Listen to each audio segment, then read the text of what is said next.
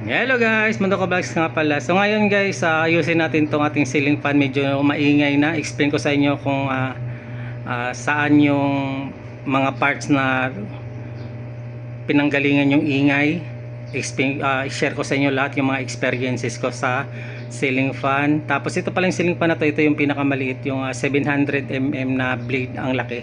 So ang brand nito is, anong brand nito? Mabuhay Star pala to guys, Mabuhay Star. So ayan, baba muna natin to.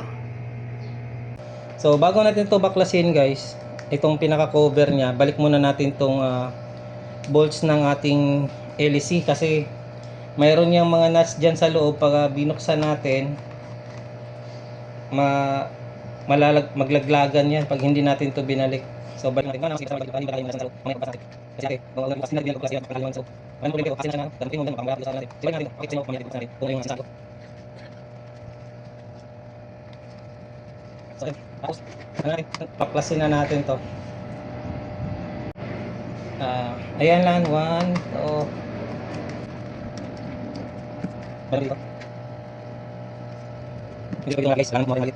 So hindi pala to kasya, kailangan tayo ng maliit.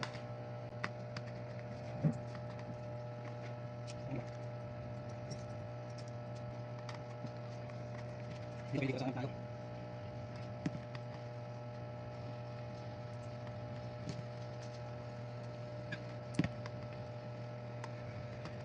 Pagkatapos matanggal natin itong 6 na screw, bubuksan na natin siya. So ganyan lang. Ito pa pala guys, ito kailangan natin to tanggalin para mahiwalay lang natin tong ulo at saka lower at saka upper. Ayan, ganyan. Tapos baklasin to dandahan.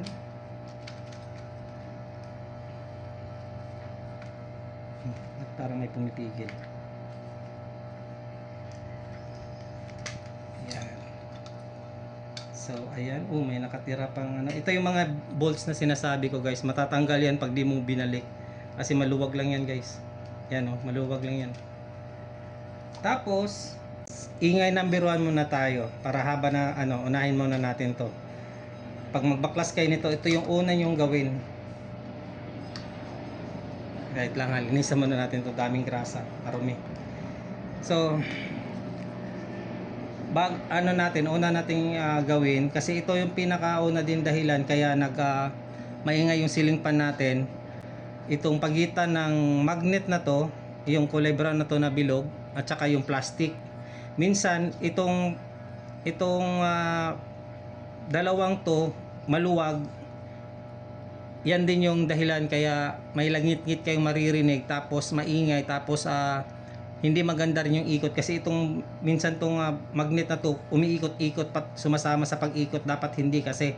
So kailangan lagyan natin siya ng may tiban, yung pagitan nitong magnet at saka itong plastic ito. So para din unahin natin siyang dikitan para mamaya bubuksan pa kasi natin to kasi nasa pinakaloob yung dahilan, kaya talaga din isa din sa dahilan kaya maingay yung ating ceiling fan.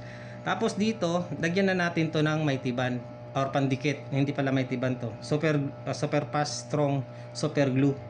So ito nakakaiba kasi parang may mga ipin-ipin pero yung iba wala. So lagyan lang natin to ng ng pandikit para suporta niya.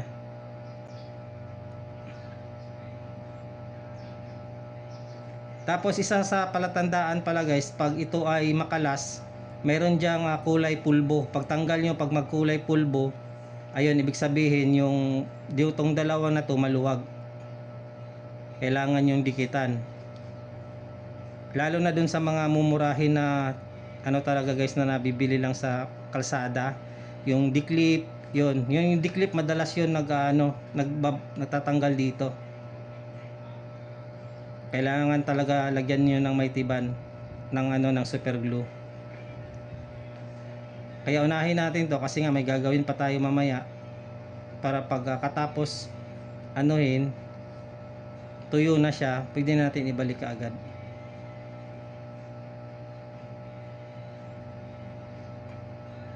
na sa experience ko, yan talaga yung madalas na cause ng maingay. So dito naman tayo sa medyo pahirapan na parte ng pagbabaklas nitong ano natin guys, ceiling fan. Kasi ito kailangan natin hugutin kasi may parang pinaka-axle dyan na kailangan nating grasahan yung pinakagitna.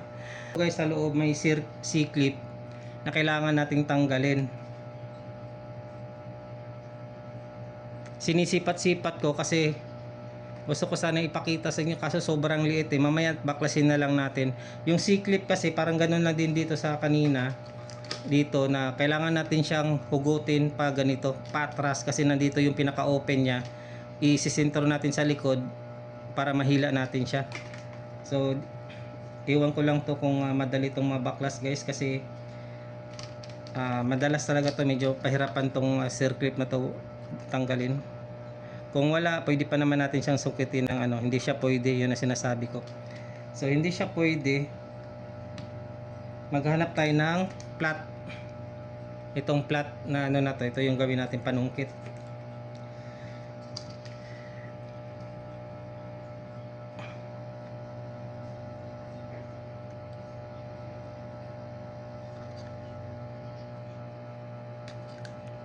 Mahirap ah.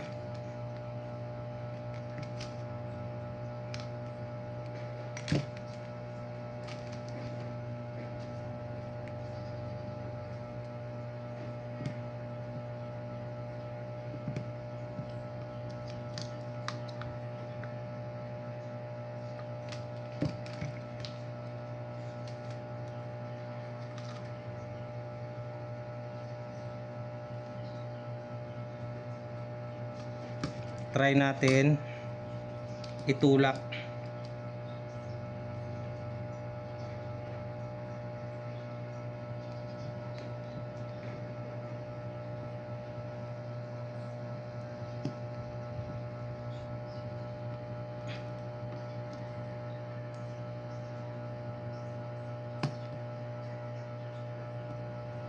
Yun, ito din pala problema sa ano guys, maliit. Kailangan natin ng parang ice pick. Ito guys, subukan natin. Medyo matalas. Itong sinisilip ko kung saan yung open nya, tapos saan yung likod ng C-clip.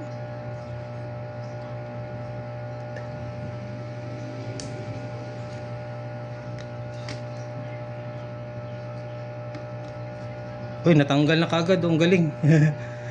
So, ganina, nakaganyan kasi yan. Baklasin na natin. So, natanggal na natin tong pinaka-lock nya guys. Malambot lang din pala, pero hindi lang kasi mabaklas yung isang pinaka motor nya. Ayan. So, ito yung pinakadahilan kung bakit talaga din madalas na dahilan kung bakit nag-iingay yung ating motor. Dahil dito, papansin nyo, nagkukulay ano na siya, medyo brownish na yung kulay nya dito kahit hindi to ganong nagagamit guys. Kaya kailangan natin tong linisan.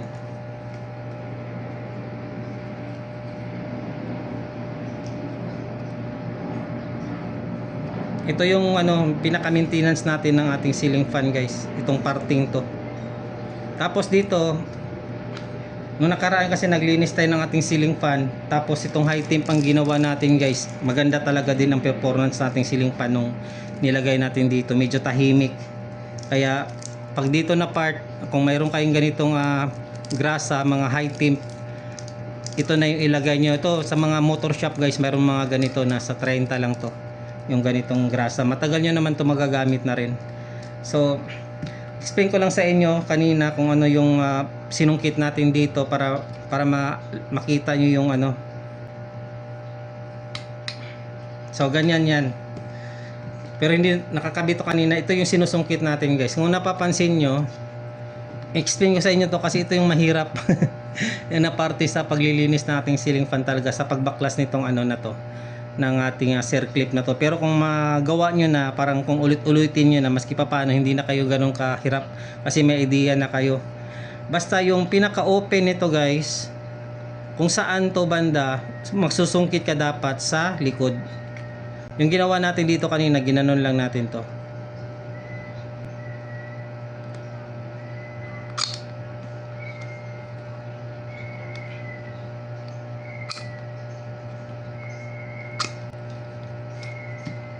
Nakaganyan niya kanina, sinungkit natin. Ala, nakakatakot ah. Ayan.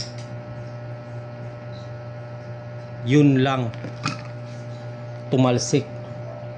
Buti na lang guys, nakita pa natin. So, lesson learn ulit tayo guys. Yun ang ano, pag magdi-DIY talaga tayo, maka-experience tayo ng mga unexpected ano, muntikan pang nawala oh. 'Di ba sinutin? So ayun, explain ko na sa inyo. Sinungkit lang natin siya sa likod, kaya natanggal siya. So, sa mga malalaki kasi guys, kaya natin itong hugutin pag ganito nakaganyan. Dati sa kabila nating video pinakita ko sa inyo na nakakabit dyan, hinugot lang natin. Ang problema dito sa maliit, sumasabit yung long nose, hindi makakapasok para to makagat niya. Kasi maliit yung space sa loob. So kaya hindi natin magamit yung long nose natin. Kaya ginamit natin ito. Sinungkit natin ng pagganon. So kung may tanong pa kayo, iwan ko na lang. Basta pinakita ko sa inyo yung proseso natin.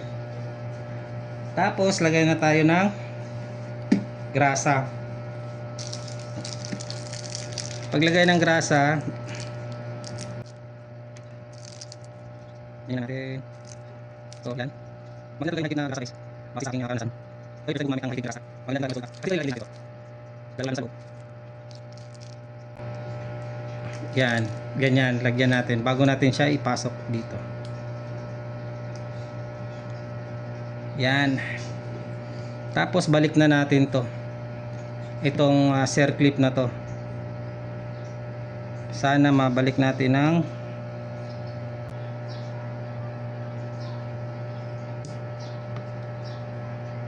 ayan, tumunog na.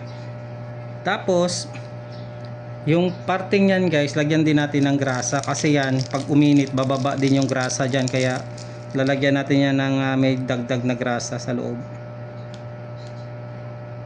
Nasayaan na lang natin sila na habang umiikot kusa na siyang bababa. Idikit lang natin pababa konti.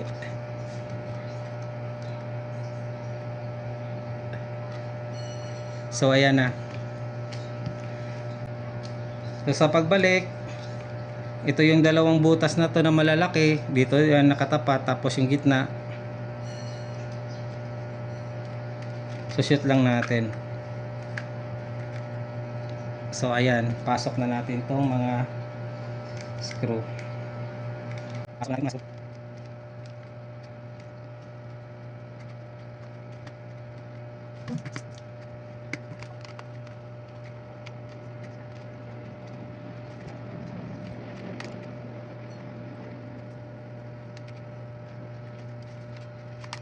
Dito kasi kita sa tamang kasi na nakamalas niyo.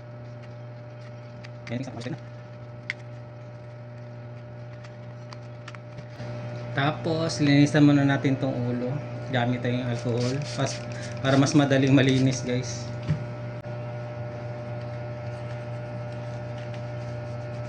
Tapos balik na natin tong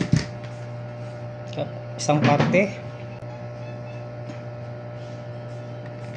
Tapos shoot lang natin tong butas guys. Yan.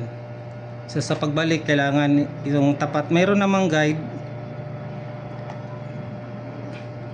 Tapat mo lang yan, oh. Pasok agad, tapos balik mo yung itong dalawa.